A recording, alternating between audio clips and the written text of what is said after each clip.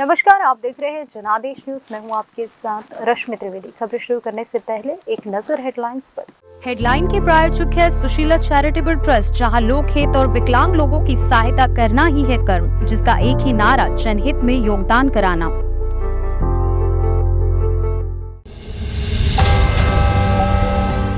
Islamic Republic of Bihar स्कूलों में हिंदू त्योहारों पर छुट्टी में कटौती तो नीतीश सरकार पर बरसे गिरिराज। तेलंगाना की जनता ने केसीआर को कहा गुड बाय, तो कांग्रेस और बीजेपी की तरफ से ये होंगे सीएम फेस। मंडल पॉलिटिक्स, वीपी सिंह की एंट्री, अखिलेश का दाव, तीसरे मोर्चे की नैया होगी पार। बम्पर वोटिंग को लेकर राजेंद्र राठौड़ ने बताई बड़ी वजह, इसलिए जनता ने किया रिकॉर्ड तोड़ मतदान। द रेलवेमैन को लेकर बड़ा विवाद, भोपाल गैस त्रासदी के हीरो को गलत दिखाया, परिजनों ने दी कोर्ट जाने की धमकी। अब खबरें विस्तार से। बिहार के स्कूल में छुट्टी का नया कैलेंडर जारी होते ही बवाल हो गया। बीजेपी ने इसमें हिंदू त्योहारों पर छुट्टी या कटौती का आरोप लगाया, तो वही गिरिराज सिंह ने नीतीश सरकार से छुट्टी की जारी लिस्ट में जरूरी बदलाव की मांग की है। ऐसा नहीं होने पर खामियाजा उठाने की बात भी कही है। जानेंगे पूरा मामला। बिहार की नीतीश सरकार ने नया एकेडमिक कैलेंडर जारी किया है, जिसे लेकर सियासी पारा चढ़ने लगा है। केंद्रीय मंत्री गिरिराज सिंह ने महागठबंधन सरकार पर स्कूलों में हिंदू त्योहारों पर छुट्टी खत्म करने का आरोप लगाया है। यही नहीं, उन्होंने नीतीश कुमार और लालू यादव पर जमकर निशाना साधा है। बीजेपी नेता ने कहा है कि एक बार फिर से नीतीश सरकार ने तीसरी बार तुगलकी फरमान जारी कर हिंदू त्योहारों पर स्कूलों में छुट्टियां खत्म कर दी है। शिवरात्रि और जन्माष्टमी जैसे महापर्वों की छुट्टियों को काट दिया गया है और ईद, बकरी ईद की छुट्टी बढ़ा दी गई है। केंद्रीय मंत्री ने आरोप लगाया है कि इससे साफ जाहिर होता है कि नीतीश सरकार बिहार में इस्लामिक धर्म के आधार पर काम कर रही है। इसी कारण से अररिया, पूर्णिमा और कटिहार जैसी जगहों पर शुक्रवार को स्कूलों में छुट्टी हो रही है। अब तो लगता है कि नीतीश सरकार पूरे बिहार में शुक्रवार को ही स्कूलों में छुट्टी करने की योजना बना रही है। गिरिराज सिंह ने धमकी भरे लहजे में कहा कि हिंदुओं के त्योहार पर जिन छुट्टियों को काटा गया है, अगर बिहार सरकार ने उन्हें फिर से बहाल नहीं किया तो इसका खामियाजा उठाना पड़ेगा। नीतीश कुमार को आने वाले चुनाव में इसका अंजाम भुगतना पड़ेगा। भविष्य में नीतीश कुमार को मोहम्मद नीतीश और लालू यादव को मोहम्मद लालू के नाम से जाना जाएगा। इससे पहले केंद्रीय मंत्री गिरिराज सिंह ने एक्स पर पोस्ट कर कहा था कि Islamic Republic of Bihar, Nitish और लालू सरकार ने स्कूलों में मुस्लिम पर्व की छुट्टी बढ़ाई, हिंदू त्योहारों में छुट्टी खत्म। गिरिराज सिंह ने नहीं, बिहार में बीजेपी के कई और दिग्गज नेताओं ने नीतीश सरकार पर अटैक किया है। अश्विनी चौबे और सुशील मोदी ने भी छुट्टियों में कटौती पर सवाल खड़े किए हैं। चुनाव प्रचार के अंतिम चरण में पहुंचने के बाद तेलंगाना में 50 से ज्यादा सीटों पर मुकाबला त्रिकोणीय हो गया है। पीएम मोदी समेत बीजेपी नेताओं के धुआंधार प्रचार ने बीजेपी को एक बार फिर से मुकाबले में खड़ा कर दिया है।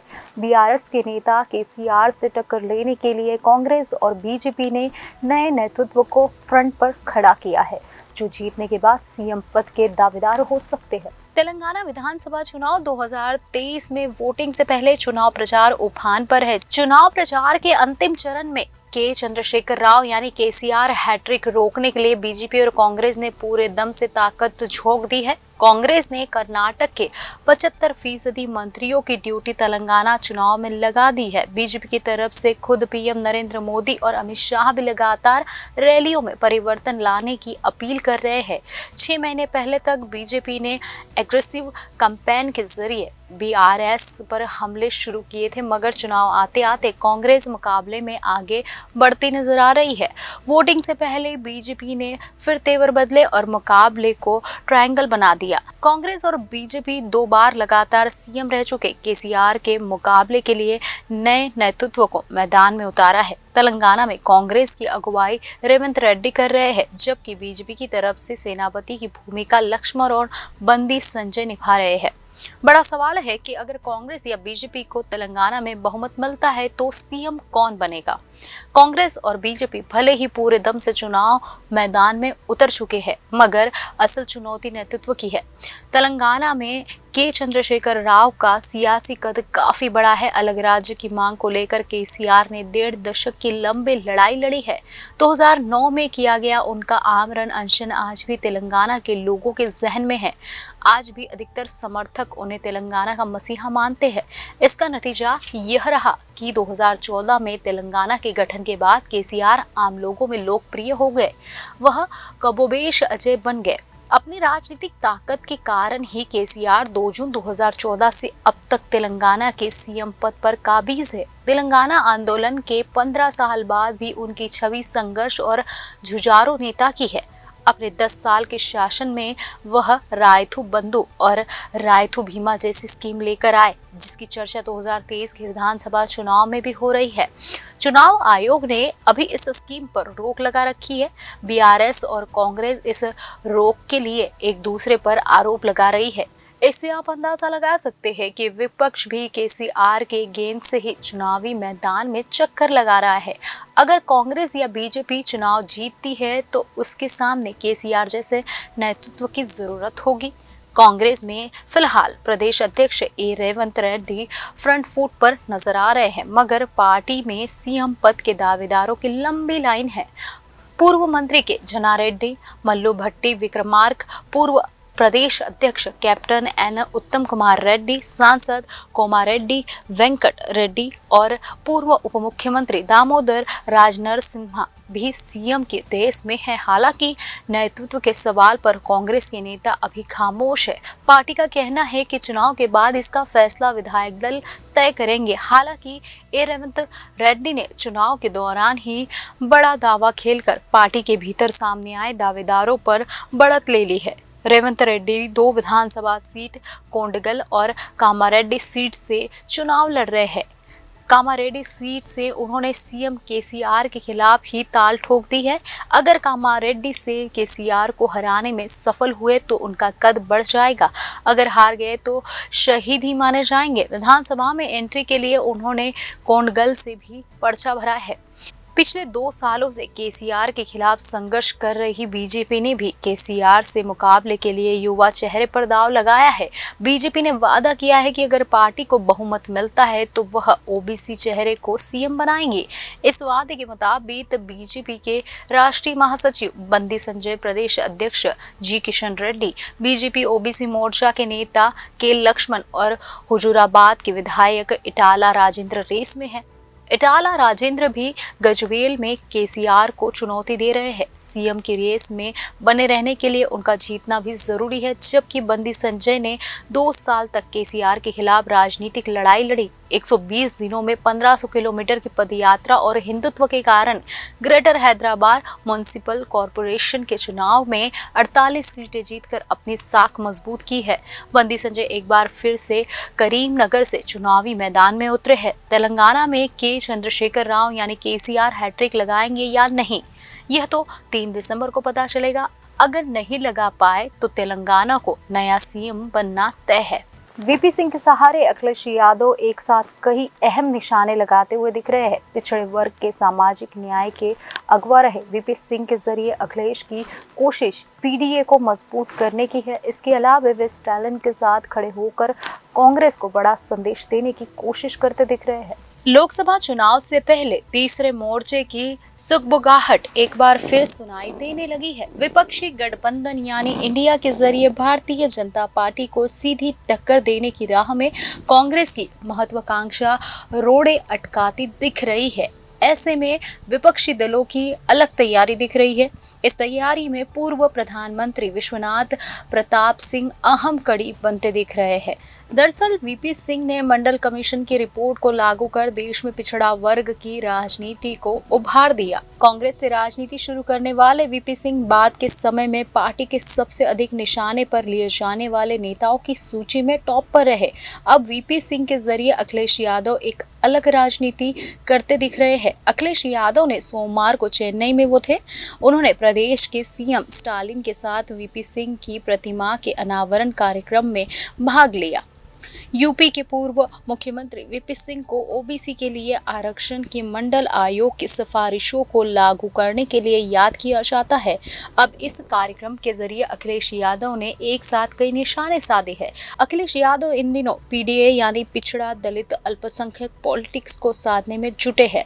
इसके लिए पिछले दिनों समाजवादी पीडीए यात्रा का आयोजन किया गया। सपा संस्थापक मुलायम सिंह यादव की जयंती के मौके पर पीडीए यात्रा का समापन सैफई में हुआ। वहीं तमिलनाडु में वीपी सिंह की प्रतिमा के अनावरण के जरिए दक्षिण से बड़ा संदेश देने की कोशिश की गई। भले ही दक्षिण में हुए इस कार्यक्रम की गूंज यूपी के राजनीतिक महकमे में उस स्तर पर नहीं हुई।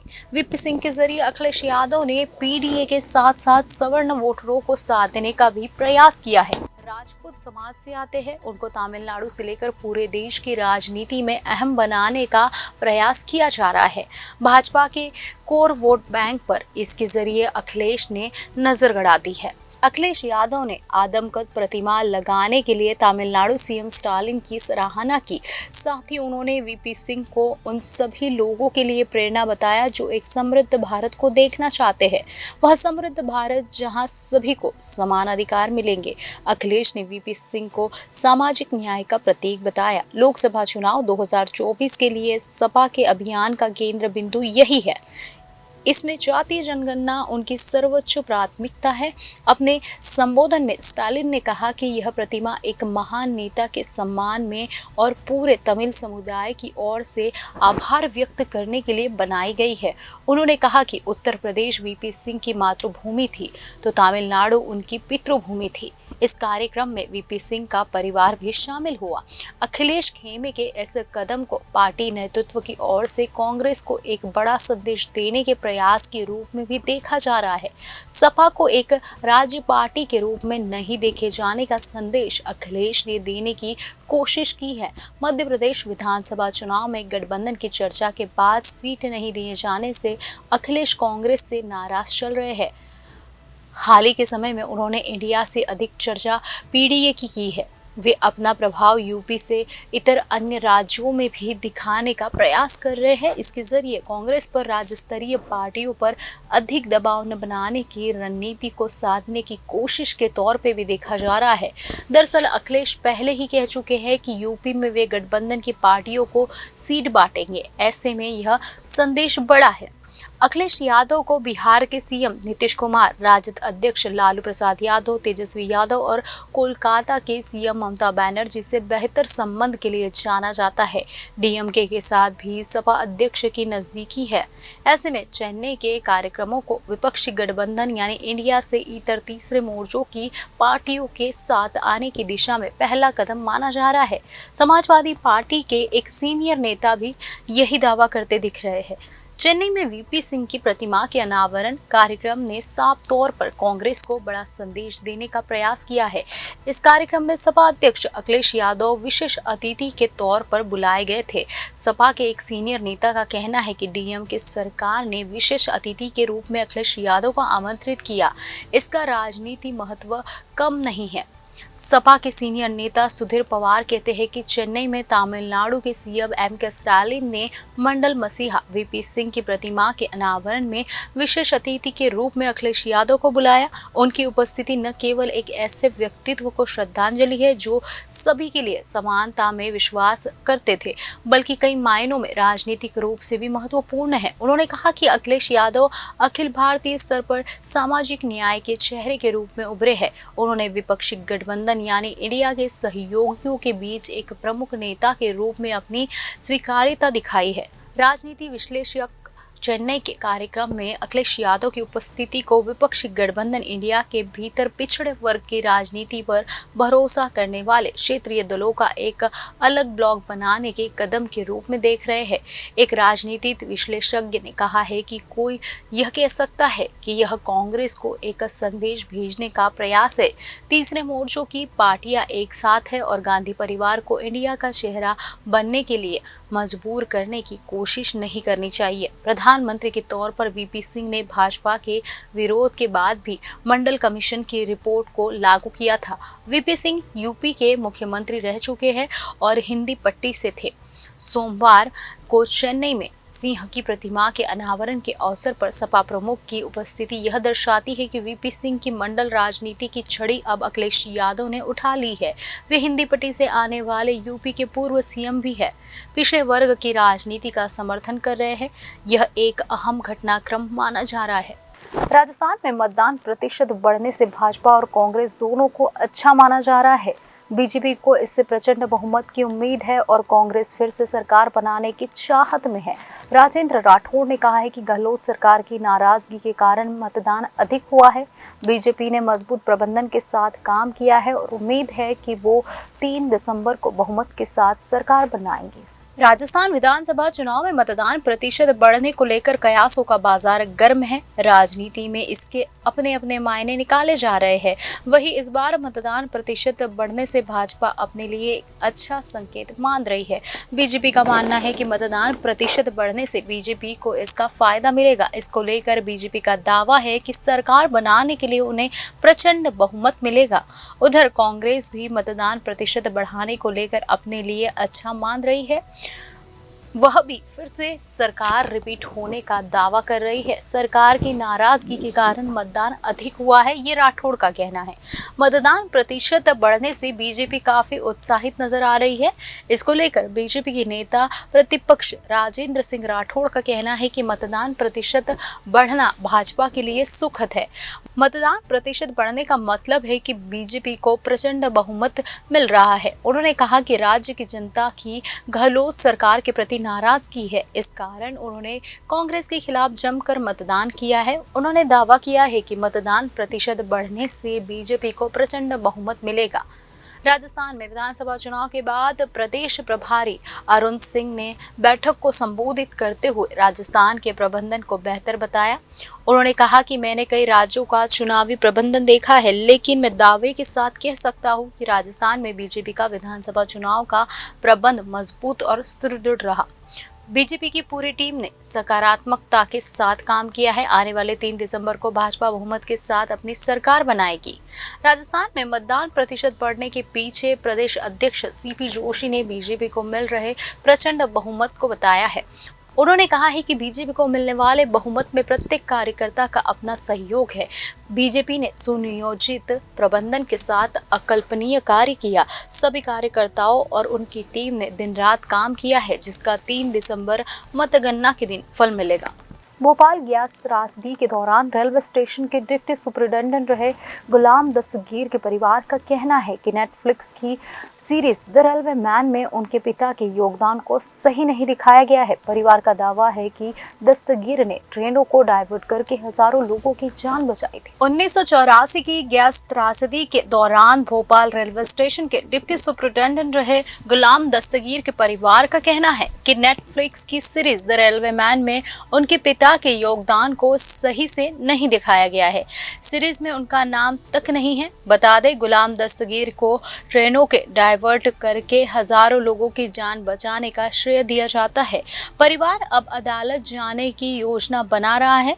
दिवंगत दस्तगीर के सबसे छोटे बेटे शादाब दस्तगीर ने सोमवार को बताया, हम बहुत परेशान हैं। वेब सीरीज में मेरे पिता के साहसिक प्रयासों को सही से नहीं दिखाया गया है। उन्होंने कहा कि हमें किसी से कोई पैसा नहीं चाहिए। हमारी मांग है कि मेरे पिता की बहादुरी, उस रात दिखाए गए साहस और सूझबूझ को सही से दिखाया जाए। ये दूसरों के लिए एक मिसाल होगी। उनका कहना है कि के मेनन द्वारा निभाया गया किरदार गुलाम दस्तगीर पर आधारित है। इस किरदार को उस तरह दिखाया जाना चाहिए जैसा था। इसमें पिता का नाम होना चाहिए। बता दें कि सीरीज में के मेनन के किरदार का नाम इफ्तिखार सिद्दीकी है।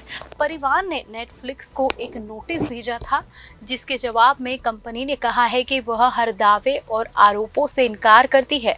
नेटफ्लिक्स की ओर से कहा गया था कि परिवार का नोटिस बिना किसी उचित तर्क के केवल निराधार आरोपों को बताता है। शादाब दस्तगीर अब कानूनी कदम उठाने की योजना बना रहे हैं। उन्होंने कहा है कि मेरे पिता एक हीरो थे। उन्होंने भोपाल की ओर जाने वाली ट्रेनों को रोककर गैस रिसाव की रात हजारों लोगों की जान बचाई। भोपाल के रहने वाले 50 वर्षीय शादाब दस्तगीर ने कहा है कि भोपाल गैस ट्रेजेडी के समय मुंबई गोरखपुर एक्सप्रेस प्लेटफॉर्म पर पहले से ही थी। मेरे पिता ने समय से पहले ही उसे सुरक्षित रूप से रवाना करने के लिए तत्काल कार्रवाई की। हालांकि निर्माताओं ने हमसे संपर्क करने की जहमत तक नहीं उठाई, जो हमें बहुत आपत्तिजनक लगता है। न्याय के लिए कोर्ट जाने के अलावा कोई विकल्प नहीं है, नायाब दस्तगीर ने ये कहा है। शादाब एक व्यवसायी है। भोपाल गैस हादसे के समय उनकी उम्र 11 साल की थी। शादाब के बड़े भाई नयाब दस्तगीर उनके बिजनेस पार्टनर हैं। नयाब दस्तगीर ने कहा है कि परिवार ने 2021 में पहला टीजर जारी होने पर निर्माताओं को एक नोटिस जारी किया था। नयाब ने कहा, हमने 2021 में यूट्यूब पर टीजर देखा। टीजर देखने पर निर्माताओं को नोटिस भेजा। इस पर उन्होंने कहा कि हमने 55 सेकंड के टीजर से गलत अनुमान लगाया है। परिवार ने हाल ही में नए सिरे से नोटिस जारी की है। नयाब ने कहा है कि निर्माताओं ने फिर से स्पष्ट रूप से हमारे दावों और मांगों से इनकार कर दिया। न्याय पाने के लिए हमारे पास अदालत जाने के अलावा कोई विकल्प नहीं बचा है। खबरों में आज बस इतना ही। आने वाली सभी खबरों को जानने के लिए आप जुड़े रहिए जनादेश न्यूज के साथ।